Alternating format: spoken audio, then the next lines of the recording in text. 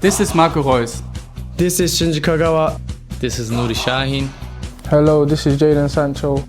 And you're listening to the Yellowwallpod podcast.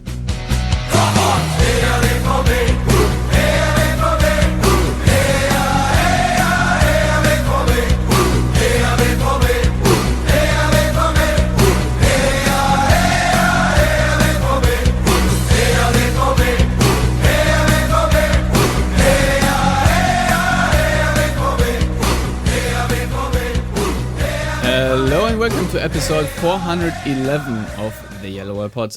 I'm your host, Stefan Butzko, and today we will talk about Borussia Dortmund's inglorious exit from the Europa League and, of course, what we can expect from the remaining Bundesliga games. And we will, on top of that, answer some listener questions. For all that and more, joins me, Matthias Zug. Hello, Matthias. I'm glad we're finally back. You've been away from the United States for, 4 weeks? And I have struggled to find any time to record a podcast. Either it was time constraints because I've been busy working, or most recently, like Archie, I had a stomach bug and was hugging the toilet when we were supposed to record, or quite frankly, it was the war in Ukraine, because when that started, I didn't really feel like talking about football or anything, so please understand that I just didn't have the mindset to even, care. So with that all being said, Matthias, how are you doing? I am doing, all things considered, quite well. I mean, after a month gone, being back, I've been battling the, not the stomach bug, thank God, done that. That is, yikes. But just jet lag. But I'm okay. I've got a very, very large travel mug of coffee next to me right now for very good reasons. But yes, Europa League, that was, it happened. I'm not going to say that was fun. And then, of course, a match that didn't happen, that will now happen, that we're going to talk about, I guess, and the Bielefeld game. So, actually a few things to talk about. Yeah, but before we do that, we do have a sponsor for this episode, or actually two sponsors. Wir sind komplett schuldenfrei, wir zahlen keinen einzigen Euro an Zinsen. And this episode is sponsored by Jordan Hunt, and he wants us to give a shout out to @InvisibleWall09. If you haven't heard of them, stay tuned because we will have Jan on in the coming week or weeks or so to talk about this project. But he wants us to tell you, dear listeners, that they have given him help throughout the year so far, and that he has struggled with mental health. And I can also, tell you if you want to, maybe reach out to Jordan himself. Then he would appreciate it as well, and says that he would be available. It's Hunt_1909.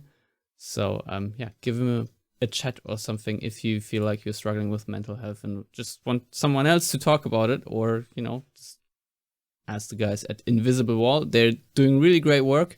And we're also sponsored by Daniel Kling, who wants to give a shout out to his newborn son Henry, who was born on New Year's Eve.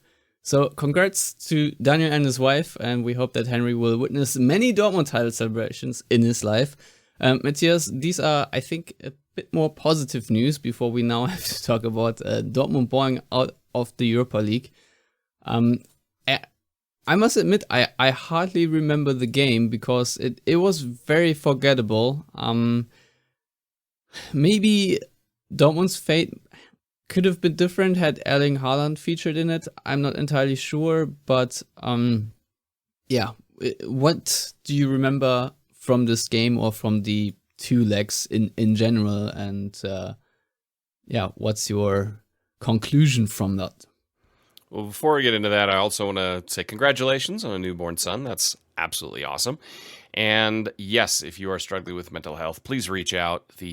Speaking out of my own experiences, the darkness of depression can sneak up on you, and when it does, it's a bitch. So tackle that head on, and don't, just because, especially as men, just because we're men doesn't mean we can't talk about our feelings. So now let me talk about these feelings. I was going to say, this is the perfect segue. Exactly.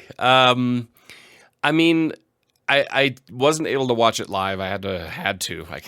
That's a hard formulation.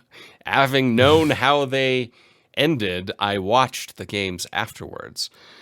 So all my sadness was already gone, but not my fury. Rangers deserve to advance. I think that's without a doubt. But also because I couldn't believe what I watched, because Dortmund, I mean, the word I can use best to summarize Dortmund in those two games was naive. It was just naive. Dortmund statistically dominated most categories. If I remember correctly, shots, possession, passing, everything. But obviously not the key ones, which are, own goals, and just goals in general. And that, if you theoretically, statistically dominate an opponent and then you lose and afterwards you say kind of deservedly, to me that shows you were naive. You were naive in your buildup. You were naive in how you played. You are definitely naive in your defending. And my many years of questioning people like Zagadou were unfortunately once again confirmed. And so, it's kind of one of those, I don't even know if the players really wanted the Europa League. It was frustrating. You could tell it was frustrating for Marco Rose because there's only so much you can do as a coach, right? I mean, when players make boneheaded mistakes, you can't actually go out there and defend for them. And these are old enough players that the mistakes they have in them, you can't coach out of them in a short period of time. I mean, we think to even a brilliant coach like Guardiola, his first season at Manchester City was not good.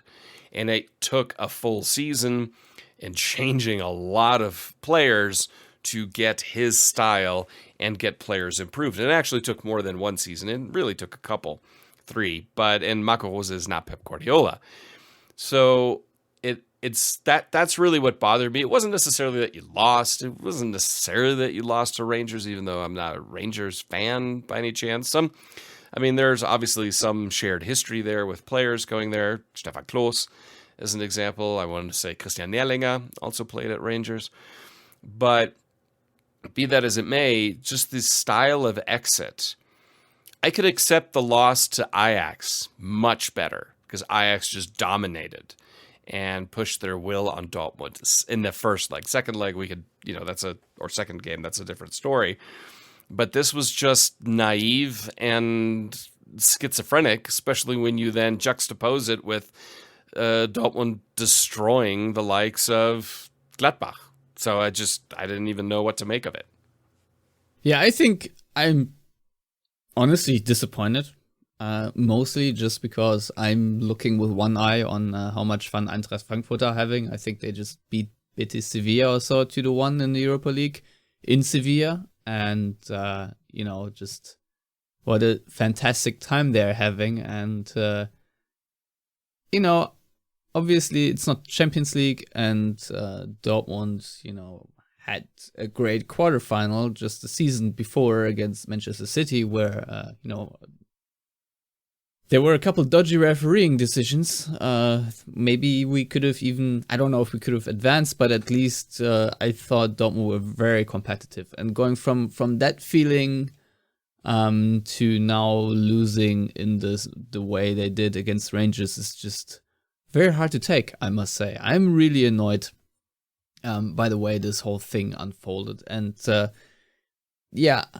it's also annoying that I felt that Dortmund over the years have managed to become a relatively mature European team, as in that they would cut out these naive errors. Obviously, this Champions League campaign didn't really quite justify this opinion, but still, I feel like against a side like Rangers, you don't have to do much to progress. As in, you need to avoid mistakes, and that should be most of it.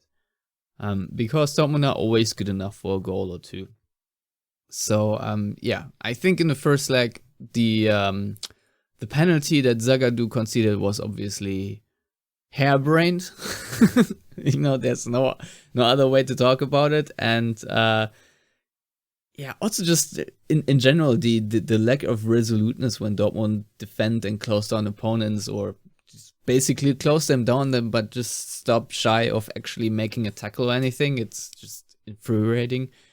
And the other Zagadou own goal was, I guess, more of an unlucky deflection. But in the second, I feel like the story was pretty similar, as in that Dortmund were in firm control of both games up until they made the mistake and let Rangers score a penalty. I mean, the first corner penalty from Zagadou was really a goal out of nothing, and then you concede 3 minutes later because Dortmund, of course, collapse.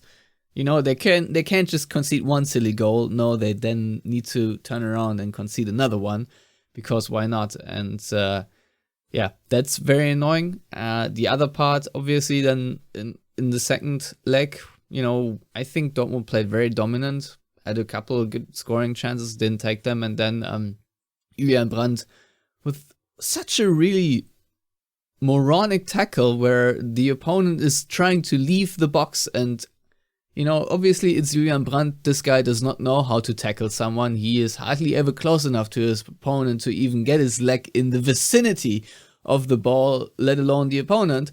So that he now attempted it in his own box is just unfortunate. I'm still very annoyed about that. And Dortmund, I mean, they did come back. They scored 2 goals at halftime, and they basically just needed one more in the entirety of the second half to at least force overtime. But of course, how could that happen? Rangers switched to a back 5, and all of a sudden, Borussia Dortmund did not have the tactical tools at hand to unlock such a rigid defense by Rangers. Oh God, what can we do? The opponent is playing with a different system. Oh no, all our plans are in the bin. So, very annoyed by that, I must say. And to top it all off, that we then conceded this really ridiculous goal where I think Mats Hummels slices the ball to the opponent or outright misses it. I don't even remember how exactly it happened, but if you can't even rely on Hummels, then things are not in a great shape, Matthias, and thus concludes my Europa League rant, because I'm just really annoyed and I don't want to talk about it anymore, other than saying that I really hope that the next time Dortmund show their face on the European stage, it's at least not as embarrassing.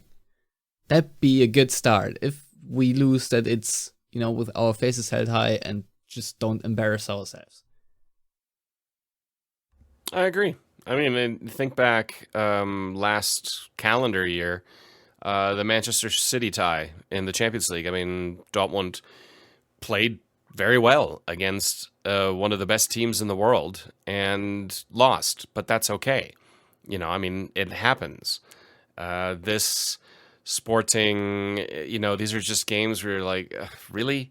Like, these are opponents that even the last few years Dortmund would have just not brushed aside, but it wouldn't have been concerning. It wouldn't have lost, but they did, and so anyway, I mean, the season now is really down to league, which can have its advantages, of course. You're playing less matches than some of the teams right around you, and that can benefit Dortmund as far as solidifying second place, which it's looking odds-on favorite that Dortmund will at least be second.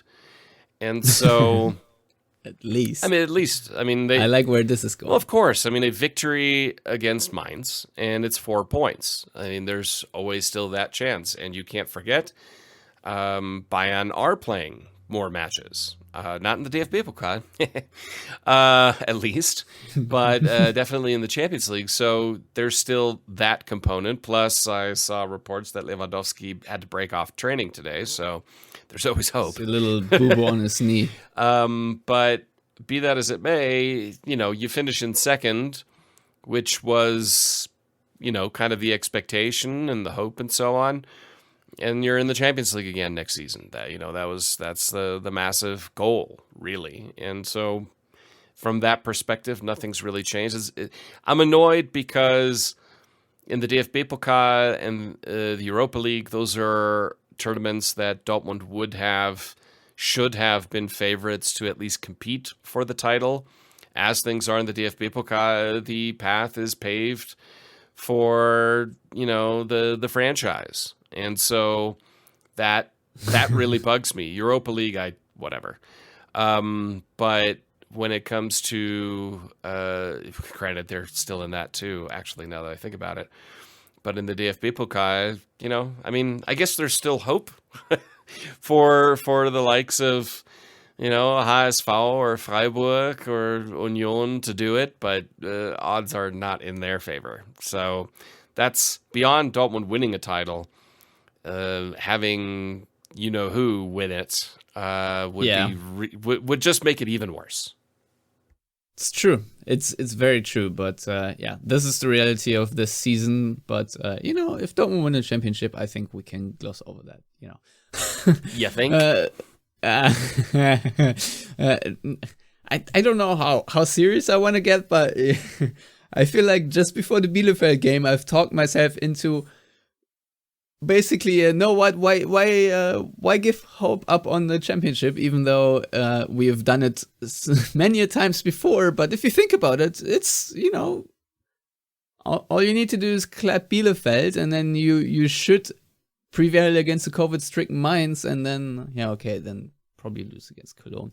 But no, then it's just 4 points, and you have nothing else to do midweek, and can actually prepare for the games, and maybe, just maybe, you continue winning. I mean, Dortmund have done it this season, that despite not playing their best football, they've come away with results. So we have nothing else to do. Either it's dreaming about a title or just, pondering next season, because there's nothing really in between. If you look at the table right now, we have 53 points, and in 5th or 6th place are Freiburg with 44. That's a 9-point difference, which I don't think any of these teams really will make up. And Leipzig in 4th place also have 44.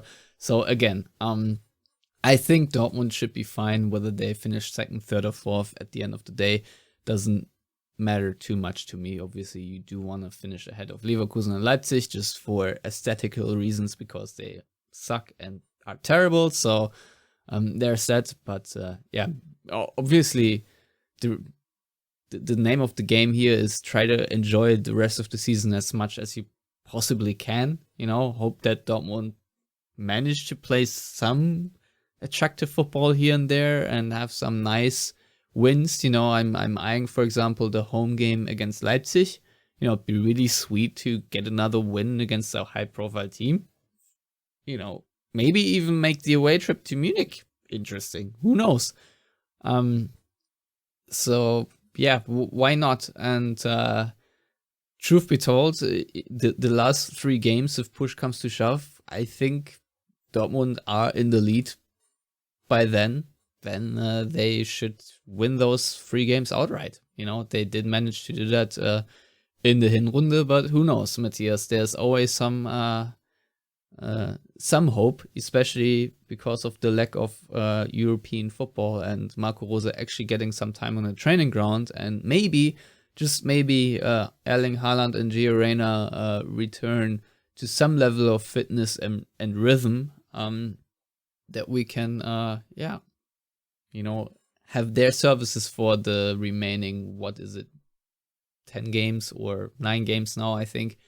So yeah, I'm looking forward to that. So in that context, it's obviously a shame that Dortmund didn't get all 3 points away to Augsburg. The really nice solo goal by Torgen Hazard was not enough, because it was some skirmish in our own box, and Augsburg, we're lucky to score. But then again, I don't think Dortmund even had any reason to be unhappy with that point, because I think the expected goals were 0.9 for Augsburg to 0.5 to Dortmund. So that really says a lot about Dortmund's attacking output in that game.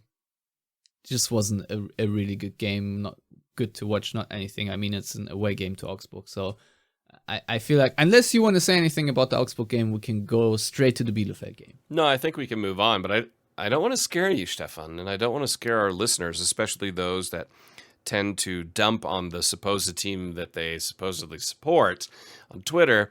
But if Dortmund beat Mainz, they are the best team of the Rückrunde. And that is interesting. I'll be honest. When I saw that, you can kind of see it when you look like on the Kicker app or whatever, and you're scrolling through the table, and then below that it shows, home table, away table, Hinrunde, Rückrunde. And I looked at Rückrunde and I'm like, wait, what? Huh.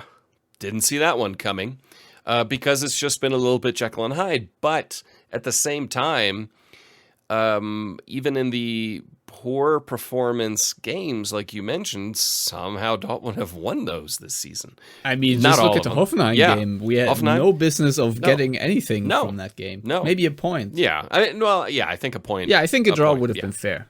But not a victory. And as such, you look at that and you go, okay, yeah, I mean, there's a chance. I mean, for me, as an eternal optimist and a fan of Borussia Dortmund, where this isn't Leverkusen, okay? I mean, if I was a Leverkusen fan for my whole life, yeah, of course I'd be like, there's no way they're going to win, even if you have 20 points lead at the top of the table. But Dortmund have won titles. They have come back from adversity, even within matches themselves. So even this team right now, as it is this season, has come back quite a few times and has gotten... It's like we did in Frankfurt. Yeah, getting points from a losing position. They're actually one of the best teams in the Bundesliga. And so why not have hope? I don't understand. I mean, I saw somebody tweet, just before we came on air, wow, like we're a live show. You know what I mean? Before we hit the It's live on tape. before we Matthias. recorded it. Wow, jet lag, man. It's about Roman Bürki maybe going to the MLS, and, the tweet was, well, we'll see how this one falls through. Like, why immediately sandbag it with that kind of shithouse mentality? It bothers me to my core, and as such, I'm a fan of a team, and I'm going to believe they're going to win until they can't win. And hopefully Dortmund get it done. If they don't and they finish second, so be it. But if somehow they get it and they get a Terzic-like run for the last, 2-3 months of the season, it's absolutely possible. And so why not stay optimistic and not always fall into these negative tropes that somehow people just love to wallow in?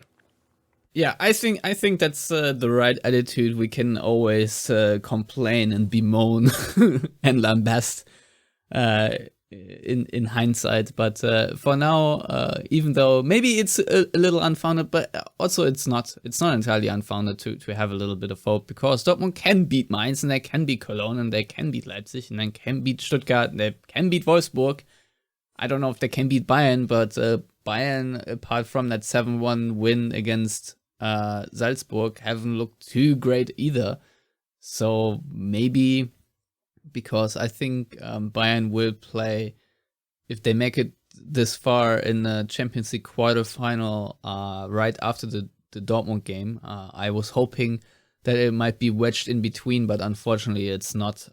But maybe they get a high-profile opponent. Maybe they play against Liverpool or Man City or whoever in that game, and then maybe have to focus their resources a little bit more on the Champions League, because A, that's what they want, and B, I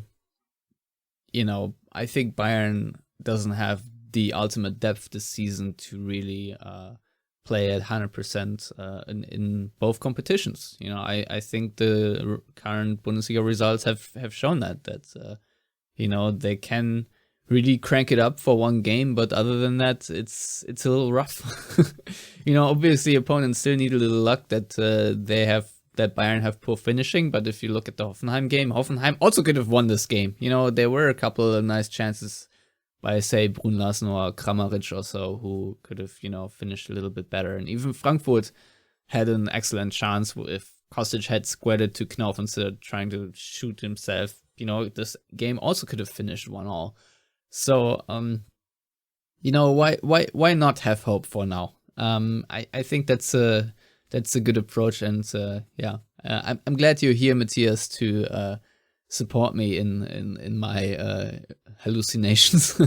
Why not? So, why not? The worst why not thing, us? I mean, honestly, the worst thing that could happen, Dortmund win it. I mean, like, against the odds or against the belief or whatever. I mean, oh no, we're first, or oh no, we're second in the Bundesliga. And then you turn around and look at the dumpster fires in Stuttgart and Hertha and so on, where you're like, well, we're definitely not them. Or Schalke. Matthias, while we're here, can I tell you my favorite Felix Magath story? And I know I've said it a million times, but now that... What is it? No. My favorite Felix Magath story is, and you can look this up, and I think I've even written it down in my book. But my favorite Felix Magath story is he was hired by FC Schalke in the 2010-2011 season. And when he was hired, he said basically that he wants to win the Bundesliga with Schalke by the year 2013. And so this became maybe like a moniker that Schalke have a 4-year plan of winning the Bundesliga title. And guess how many times Dortmund won the Bundesliga within Schalke's 4-year plan of winning the Meisterschaft? It's twice. So that's my favorite Felix Magath story, who came to Schalke as the big Bundesliga guy, who was won it with Wolfsburg and who was won it with Bayern, and now is supposed to make the same title contender out of Schalke. And just at that moment, Dortmund completely eclipsed Schalke and became the second biggest force in Germany. And Schalke right now, we all know it, they're playing in the second division and are struggling to even get a promotion. So, Matthias, that is my favorite Felix Magath story, because it just encapsulates the hubris at Schalke 04 and their little hopes and dreams that go eternally unfulfilled. And that's all I wanted to say. Yes. It's glorious. I know. So that's my favorite Felix Magath story. Forgot all about the medicine balls and all that crap. It's the 4-year plan that worked so well that Dortmund won it twice. So, moving on. The Bielefeld game was an interesting one. Even more interesting is that Dortmund got their 3rd clean sheet, if I recall correctly, in the 4th Bundesliga game. So in the last 4 Bundesliga games, believe it or not, Dortmund actually only conceded 1 goal, which was in Augsburg. And even more interesting is that Dortmund did it with a back line that consisted of Felix Passlack, Nico Schulz, Emre Can, and Pongracic. And the reason for that, Matthias, is, and it's the reason that makes me really happy to say, is this the whole team, especially in the first half.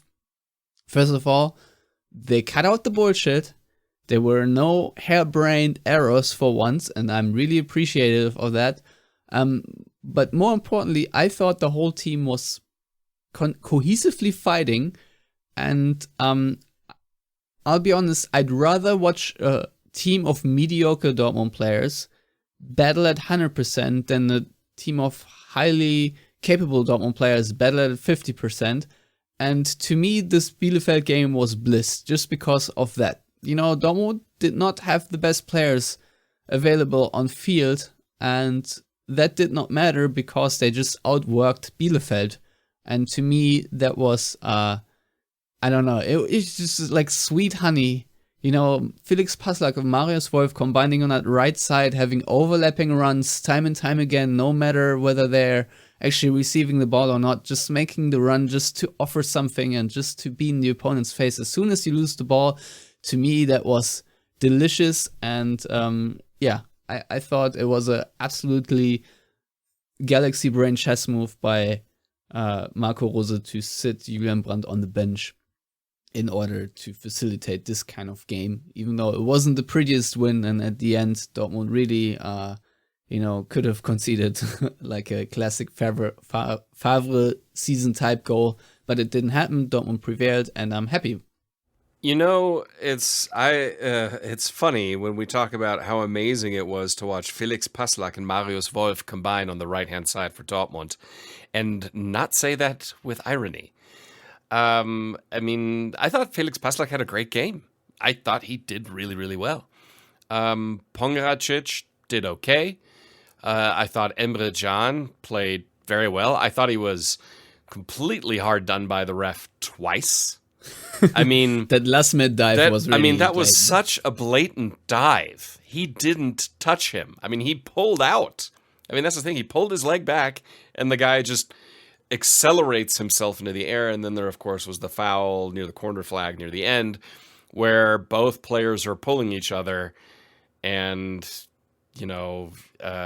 John's arm actually got held, but the foul was against him. I think at that point the referee just decided, I'm going to call a foul against Emre Can. But he was extremely professional and under control in this match. And maybe that's because he knew he had to be, because he was the cover. He was the cover for everybody. And so he can't make a mistake. Kobel, I thought, was okay. He had some butterfingers once or twice, but overall he was pretty good. Axel Witsel, where I always internally make the joke, you can't spell back pass without Witzel. He actually had progressive passing. Not much, but there was. Not progressive carries, but progressive passing occasionally. He actually had 2 progressive passes, which is usually more than 0. Then he's not known to be a progressive ball carrier or passer. But overall, I thought they did okay. What I found, and I learned that there's a Leonard Maloney in the team. Never heard of the guy, and that he's American. Cool.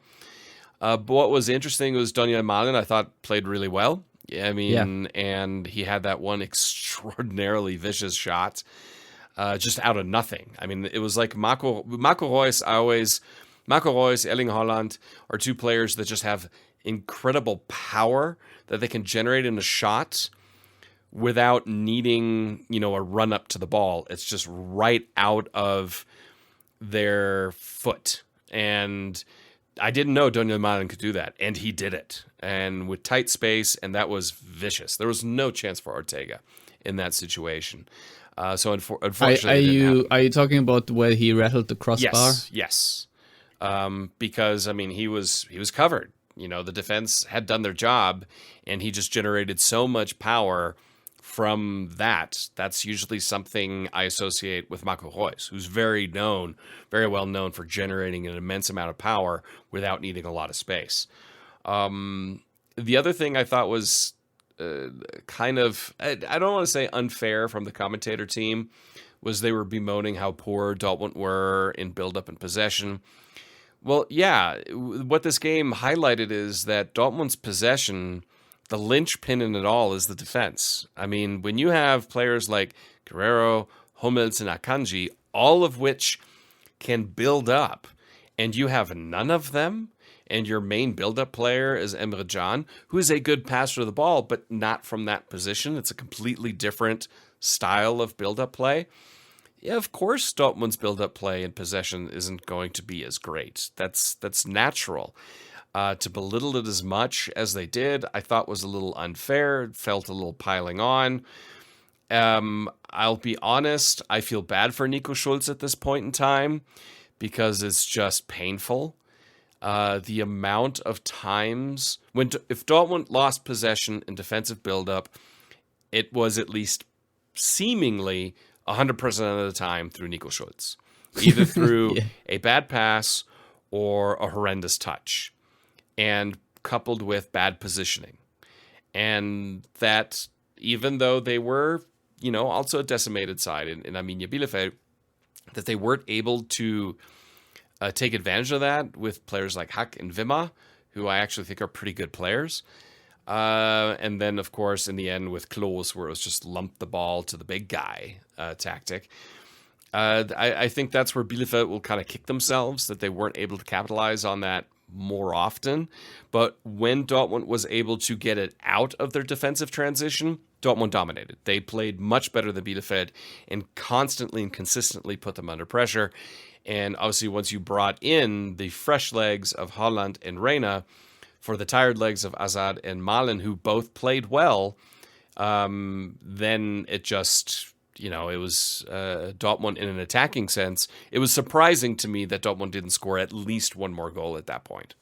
Yeah, I think there were a couple counterattacks that Dortmund just really weirdly gave away, where you had a 2-on-4 situation, and I think one pass by Marius Wolf wasn't great, and one obviously I feel like sort of in the back to Erling Haaland, where he then still managed to somehow find Gio Reyna, but his shot just went wide. I think... Can I make a note there real quick? Yeah. An observation note I had, there were, in my mind, I can think of two, there may have been a third one, where Bellingham was carrying the ball, and he had an overlapping run from Schulz, who was wide open, and did not play it to him. And that was twice he didn't, and once he did it so late that it all fizzled out. And to me, given what happened a few weeks ago, it just shows that Jude Bellingham has zero confidence in Nico Schulz. That's what that is. If that was Guerrero on that left side, he would have played the ball. I guarantee it.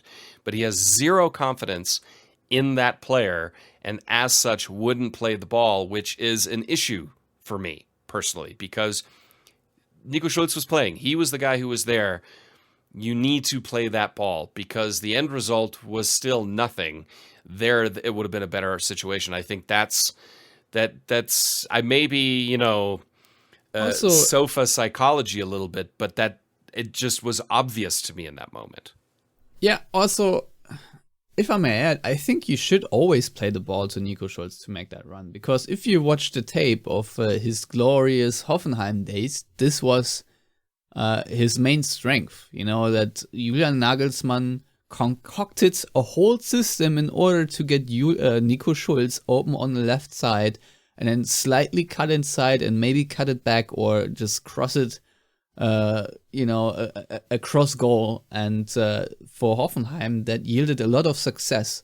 So obviously Nico Schulz right now is not in rhythm, and, some of his touches are just so crap that I totally get the frustration, but I feel like, just try to go at it again and again until it works out. There are, I think, some positives to say about Nico Schulz in this game, because I thought he had some really good turnovers that he forced himself out of Bielefeld, where then Dortmund had advantageous positions. I thought he at least worked hard. You've already pointed out all the negatives about Nico Schulz, but I don't think it was an entirely forgettable performance. On the opposite, not at all. I thought it was quite encouraging. So, obviously, we're grading him on a curve a little bit, but that's sad to say about the 25 million euro signing, but it is what it is at this point, and I'm glad with anything that Nico Schulz does that isn't entirely horrendous. So that is sort of my expectation level right now. And yeah, I guess I'm glad it worked out that way, and I'm glad that we can say it this way, because Arminia Bielefeld, let's be honest, they were attacking wise entirely crap. I think Greuther Fürth had more going for them when they played at the Westfalenstadion than what Bielefeld actually put on display, because yes, they had this one counter-attacking move where Nico Schulz lost the ball and then Pongracic got nutmegged and whatnot. But the final ball from Bielefeld was just entirely atrocious, and yeah, I don't know what else to say about that, but Dortmund were also just really lucky to be handed an opponent that just couldn't attack to save their lives.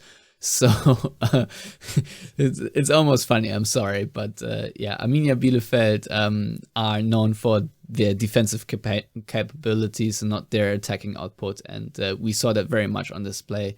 So we obviously have to take Dortmund's clean sheet with that pinch of salt, but nevertheless, it's a clean sheet. Dortmund didn't fuck up, and that's good enough for me for now. So I'll take that. One note I have, and maybe toward the end of the game, why Bielefeld sort of became more dominant, and Dortmund played kick and no rush, basically just punting the ball back to Bielefeld. Maybe it was smart because Bielefeld didn't really create much out of that, to be honest. Yes, they had a couple lumps, but even a team like Bielefeld can get lucky, have a weird deflection, and all of a sudden they score a goal, just like Augsburg did in the previous game. And it is that we can see that Haaland and Reina are very much out of rhythm. And when they came on, Dortmund had a couple good counterattacks, as we previously mentioned, but I also felt like Dortmund's work rate dropped off quite significantly. And that, I think, is a compliment to Daniel Mahlen's development, because if you compare his workday versus the one of Erling Haaland, who for the most part just stood around and was waiting for other Dortmund players to create something, and he wasn't really, anticipating much. He didn't make many runs before Dortmund, were in a position for, to actually advance the ball, where he would just move defenders and stuff like that. He didn't really do that. Gio Reyna did a little bit better, but I still thought that Hazard in that case had a bit of a better ball movement. I think the biggest break of the game then obviously was when man of the match Marius Wolf and winning goal scorer Marius Wolf had to come off with a neck injury, and Julian Brandt came on. Julian Brandt was involved in a couple of nice attacking moments as well. But I think those three substitutions and even add Maloney for Paslak later on, I think they just changed the structure of the game quite harshly in the disadvantage for Dortmund, where Bielefeld then just had more control of the game. And it's something we just need to acknowledge that it happened, because that's what we do here on the Yellowwallpod, and just hope that going forward this improves. I think Marco Rose at the post-game press conference, or maybe at today's news conference, I don't remember, but he definitely said that it was quite visible that both Haaland and Reina did not have much rhythm, and that it will take time for them to regain it. And maybe this English week will help in that regard. I hope that they will play maybe 30 or 40 minutes or 45 minutes or so against Mainz tomorrow, and then we'll see how it goes against Cologne. Maybe they can play even an hour or so. I don't know. But that all being said, I think there's even maybe a case to be made for sticking with the team as is right now and nursing Haaland and Reina back slowly, because A, you don't want to produce another injury, and B, I said at the beginning when we talked about this game, I just really enjoyed the work rate of this team. And if Dortmund can actually consistently replicate this, which obviously is a big question mark, but if they can, I'd rather have that for now than an out of rhythm Haaland. But obviously there's the you obviously need to have an in rhythm Haaland, because it's more worth than anything else. So you still need to find a way to get him going. But those are my somewhat conflicting thoughts, Matthias. What are yours? I agree. I mean, it's hard to expect much rhythm from Gio Reyna this season, since he's pretty much missed it. Erling Haaland has also been gone for a while, so, it was good to have them come in. What was interesting was I felt that a lot of the danger that came through Reina and Haaland was also made possible by Bielefeld maybe giving them a little bit too much respect in that situation, backing off a few times, thinking of people like former Borussia Dortmund youth player Amos Pipa, just being caught in poor position a few times once those two players were on the field. But yeah, I agree with you that it's something to keep an eye on, and now it's just a matter of having them get that rhythm. I think there are easy enough opponents to build up that rhythm for then the games that against very difficult opponents, Leipzig and Bayern, I'm thinking of specifically in terms of that are just really, really good teams. No disrespect to Köln and Bochum, both very good teams. Both have obviously given Dortmund a run for their money this season, as well as plenty of other teams. But, these are still the kind of matches where you would hope that they gain some rhythm. I'm also hoping, and I don't know if this plays into it for Erling Haaland. I can't imagine that it doesn't, given that he's still such a young player, is obviously his future is still very much up in the air and in doubt. Reportedly, the driving seat now is with Manchester City, which is, of course, the club where Haaland's father played, which is kind of the place I personally always kind of saw him going because of the family ties, and money is not an issue for them over Real Madrid. I'm hoping. I saw Patrick Berger put out a tweet today saying that there should be resolution soon, and I would just hope that happens, because then everybody knows and you can just move on and get on with it. And I think that will also help him free up his headspace, because he's still a very, very, very young player. And this, I believe, naturally has some impact there. Yeah, I agree with that. I think you can actually, like, at least on Twitter, sense a lot of discontent towards, in quotation marks, Team Haaland by now, because there's a Haaland news story, a new rumor daily or almost daily, and I think it's just starting to get really on everyone's nerves by now. I think Dortmund fans have really had it with this nonsense.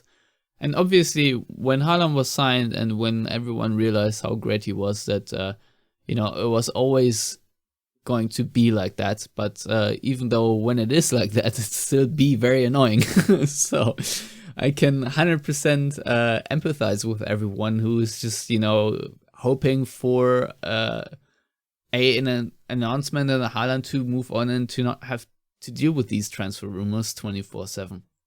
I can totally understand. And so in that regard, I'm just really hoping to see, how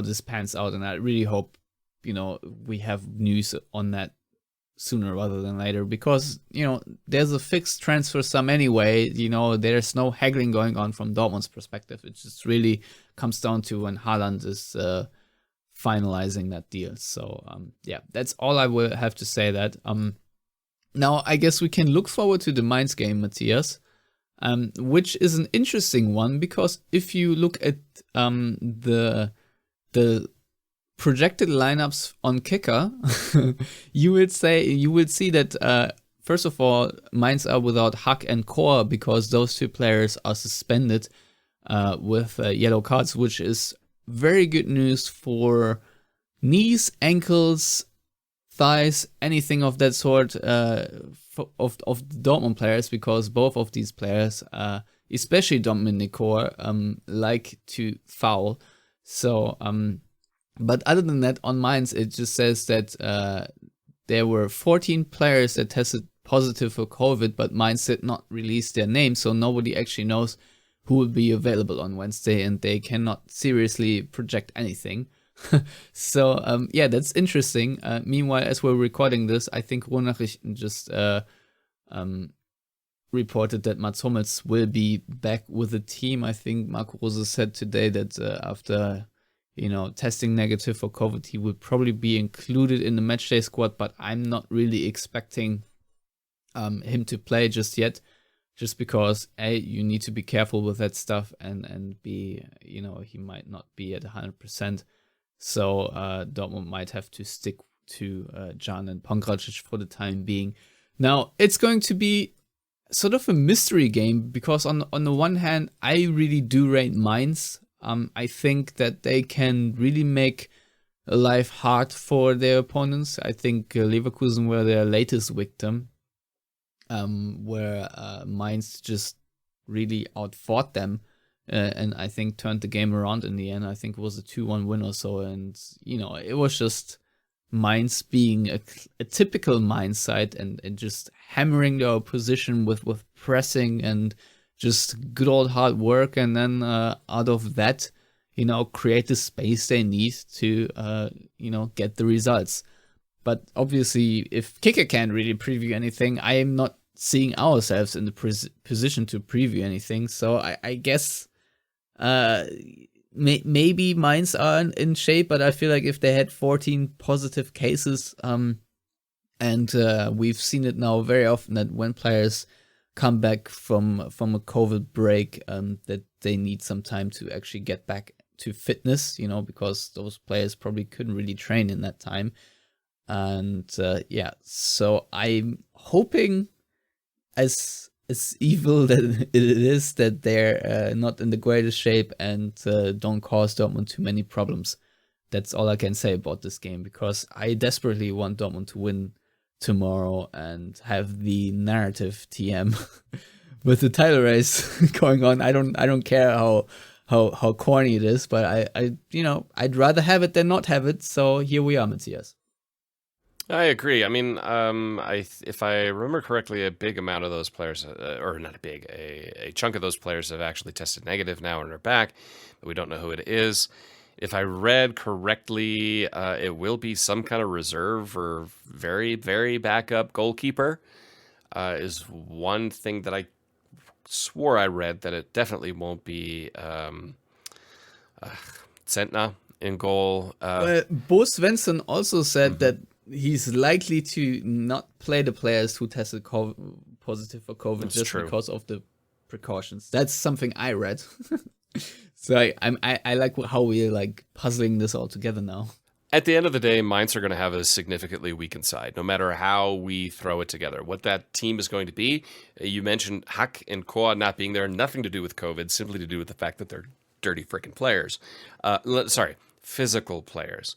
Sure. Even though Dortmund show you can have a physical player without constantly getting booked.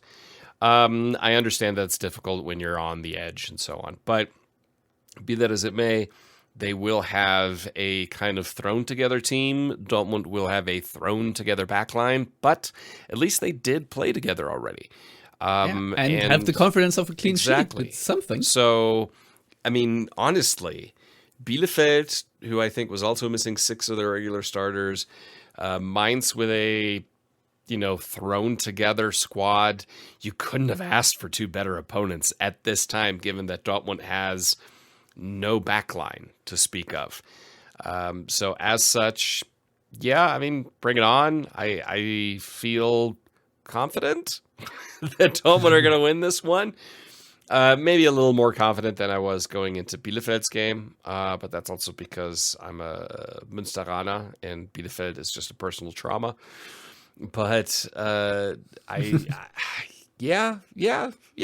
going to win this, and they're going to be the best team of the Rückrunde so far.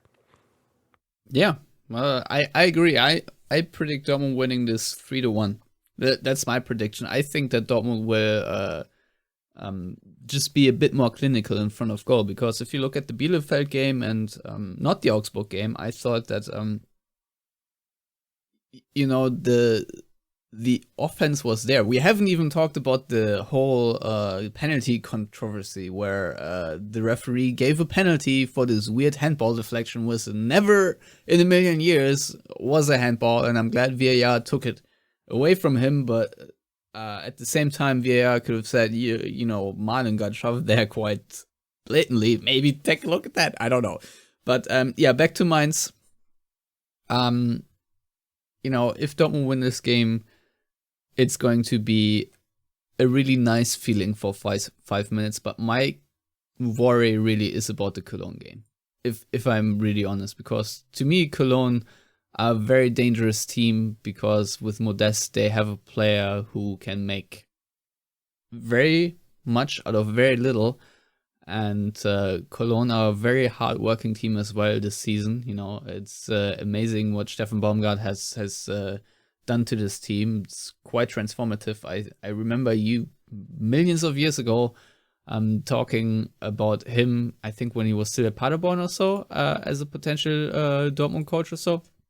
But yeah, I'll be honest. I'm a bit worried, especially because of how dominant Cologne were in the previous game, where I think that was the first clean sheet or league clean sheet of the season, and that was the most undeserved win that Dortmund got. So I feel like Cologne have written down this one a bit as a revenge game. I don't know if you want to preview it or not, but I don't see myself sitting here again on Thursday.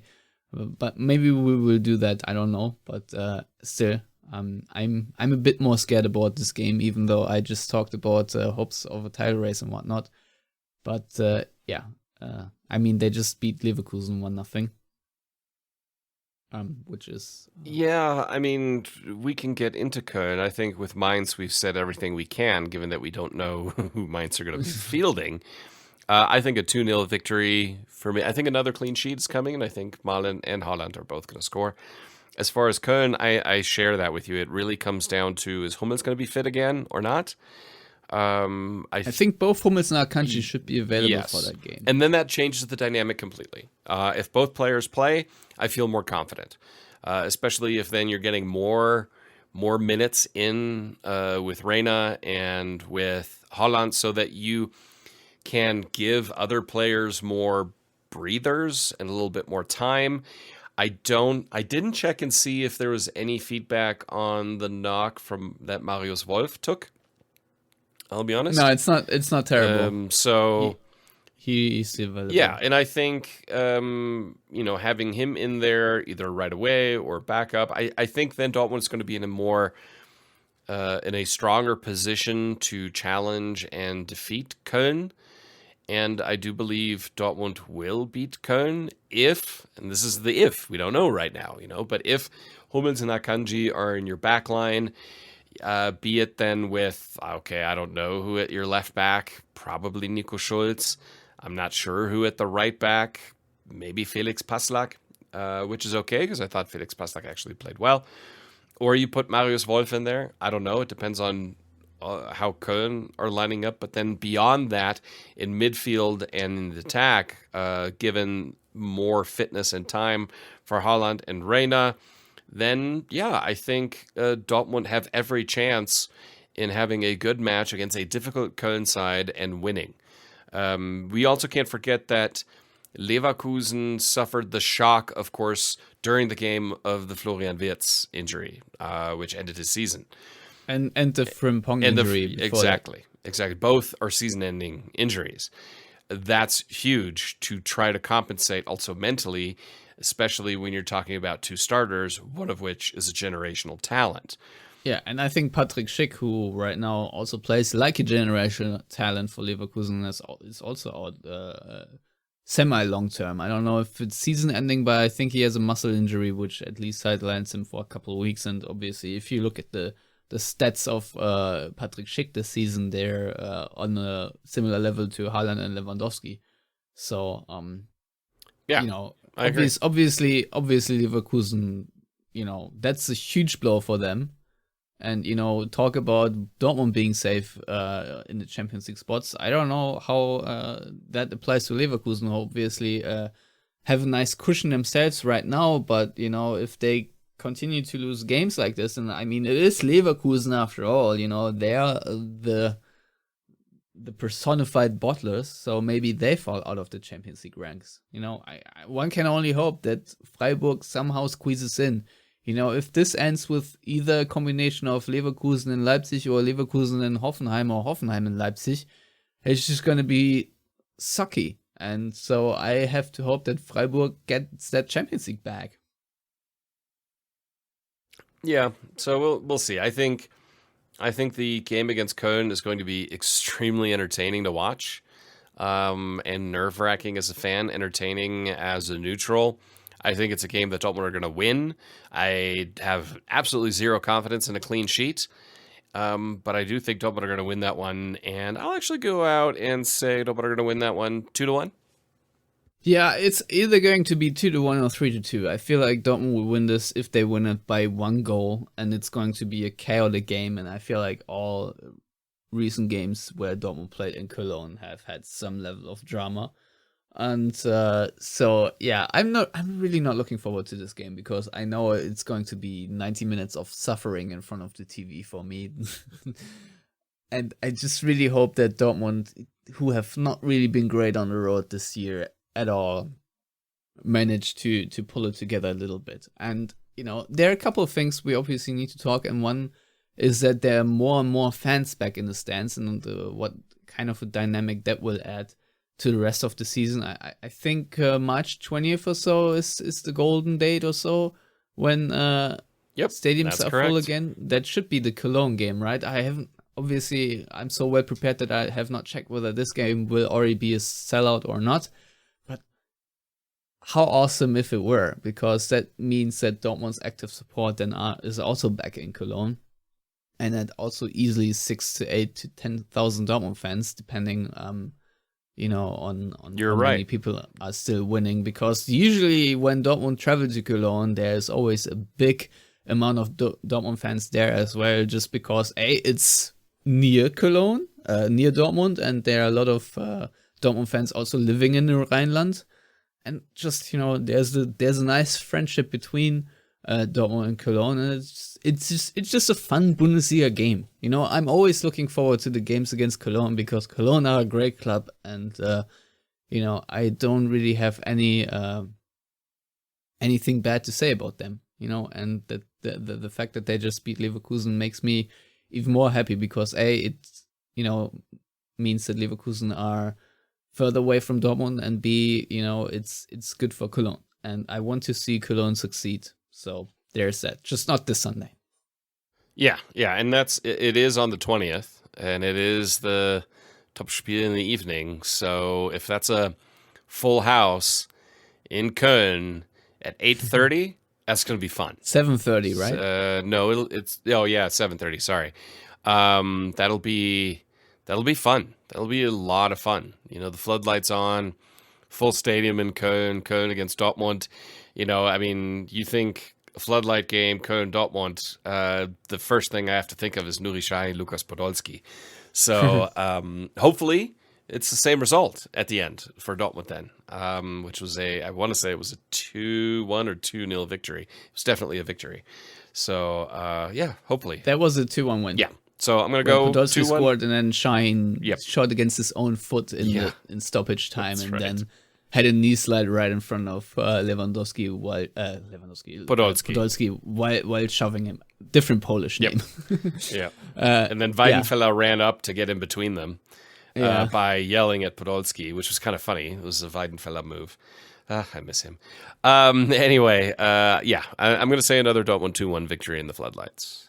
All right. So we've been on the air for an hour now, but there are two questions at least I do want to quickly, squeeze in here. And the first one is from at S. Fershi, and he or she asks, what position is in the most need of repair / upgrade in he's or she's in between the 6 and the center back for next season? So, Matthias, I think we also have a question from Crank Corgi, who asks, do you expect a complete squad overhaul and rebuild this summer, or is it even possible given the situation with the finances of the club? So let's maybe merge these questions together, and because the answer is yes, I do expect a very big overhaul, but obviously that always comes with the asterisk of what is feasible and which players are willing to leave, because if you want to get rid of players and they are under contract, they have to agree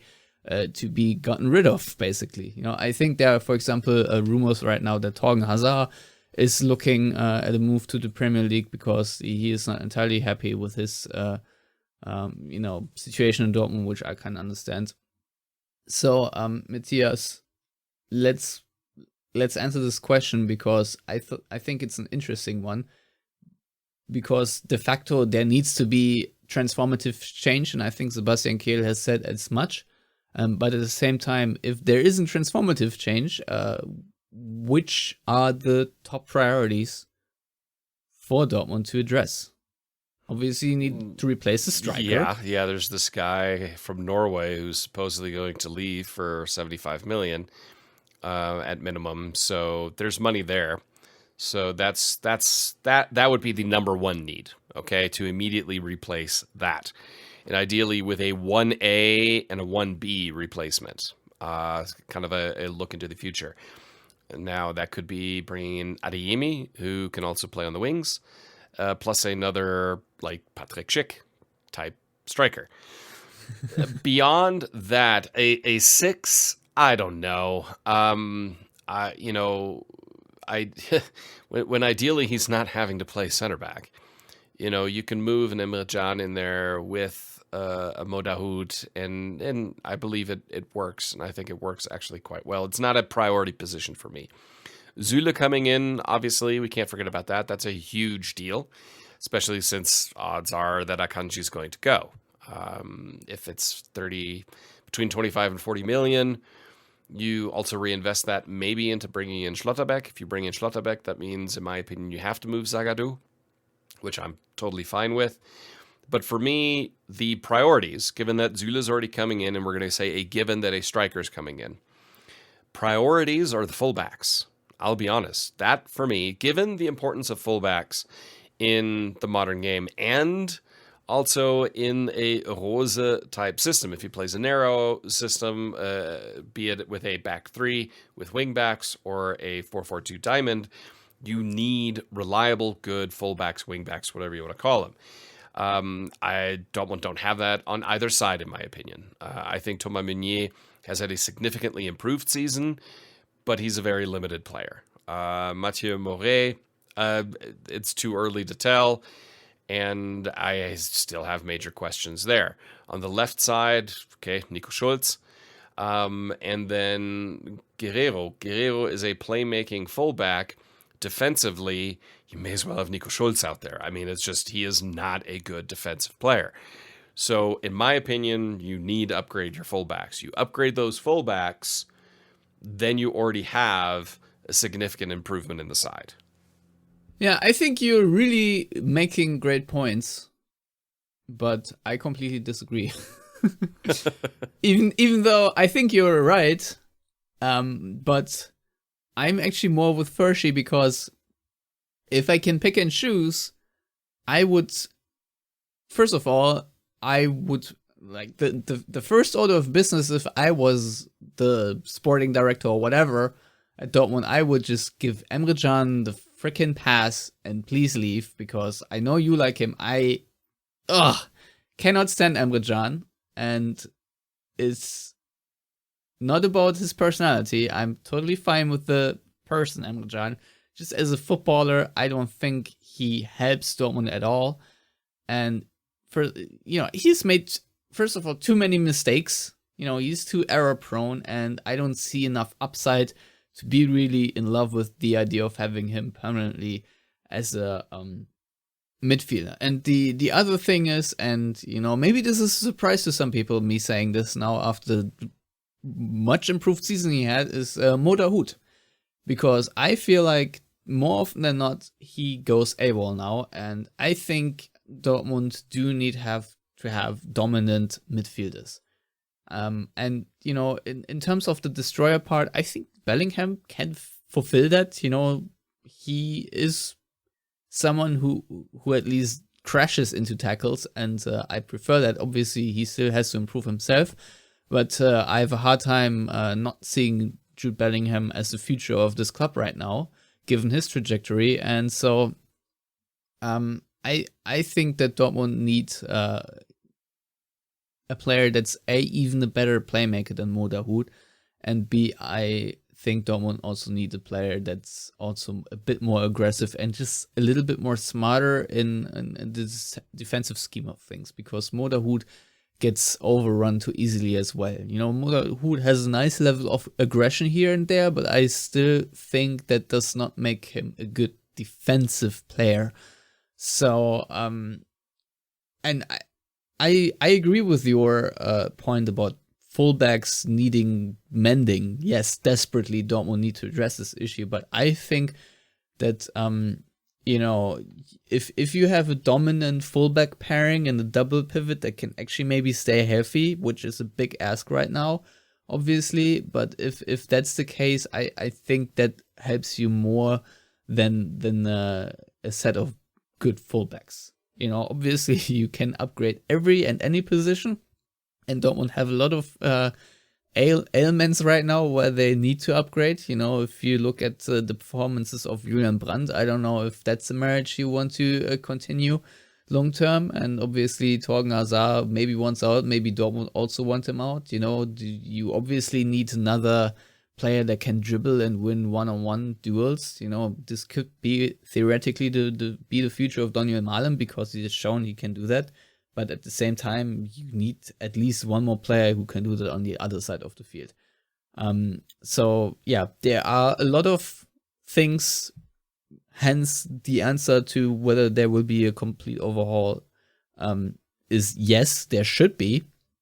But I think we have to be realistic and say that it's not all going to happen in one transfer window. And probably Dortmund are smart to address rather the fullback positions than the midfield position. I don't know, but that's just my personal take. I think if we can unearth another Ilkay Gündoğan type of player or so, then that would help Dortmund quite a lot out. You know, it's obviously sad that Dortmund missed out on Zakaria. I think this would have been a sensible transfer. But yeah, if I could make decisions myself, I think better defensive midfielders would help. Full stop. So between the two of us, we are overhauling 8 of 11 positions. Cool. Pretty much, yeah.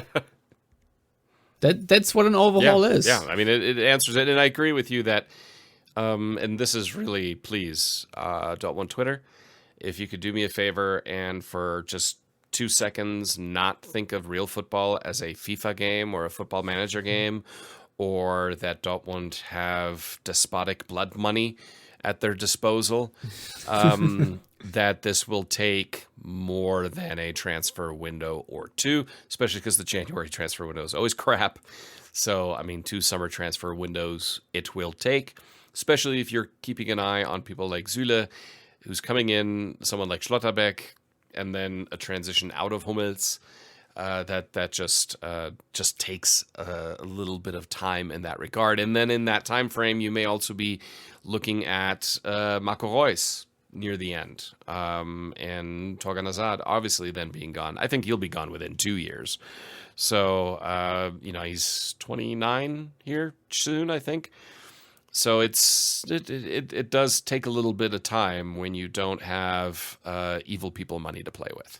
Yeah, I mean, Dortmund also need to phase out Mats Hummels, you know, and all that. So there are just a lot of things on the list on the table for Sebastian Kehl. So I think Dortmund right now can really count their lucky stars that despite this being an injury-laden season and Dortmund not playing really an amazing brand of football, and that Marco Rose has shed the bet in cup competitions, that despite it all, Dortmund are really secure in second place right now and can at least count on that sweet, sweet Champions League money. Because if they could not, considering all the financial drawbacks and cutbacks they had to endure due to COVID, and that's something we probably need to address, and we probably need to have a guest who can, you know, talk a bit more extensively about the financial side of Dortmund's transfer window, then yeah, I just think we're really blessed that we can right now still clutch these title hope straws and you know, not have to, like last season, really you know, be scared that Dortmund finish in 5th or 6th place, which you know, it looked like it was going to happen for a long time before that really magical run with Edin Terzic toward the end of the season. So, yeah, Matthias, we'll just say we are blessed, and let's just hope that Sebastian Kehl is doing a good job with the advisement of Matthias Sammer until, what was it, 2025 or so, the extension of Mr. External Advisor. So, yeah, lots of things to still talk about in the coming weeks and months. So I'm glad for that, and I hope we'll be back with another episode either this Thursday to discuss the Mainz game and then preview the Cologne game even more in depth, or we'll just be back after the Cologne game and then reassess how our title hopes are going. So Matthias, once again, thank you for coming on. Everyone out there, thank you for listening, and obviously thank you for sticking with us while we were gone. And asking when the next episode is. That's always appreciated. So, Matthias, if you want, please tell our listeners where to find you on the internet. I don't know if we need to make predictions for the Cologne game. I think we have done so. Yeah, we already did. So, you can find me on Twitter at Matthias Zug. Wonderful. And you can find me at Stefan Butzko. You can follow all of us at Yellowwallpod if you want to contribute to the show financially and ensure that there will be more episodes in the future at all. Go to patreon.com/theyellowwall if you want to sponsor an episode, get a shout out, whatnot. You can find all the information there. And if you also want to subscribe to our YouTube channel, be my guest. I'm also rendering and uploading the episodes extra for people who prefer that. That's all from us for now. Goodbye.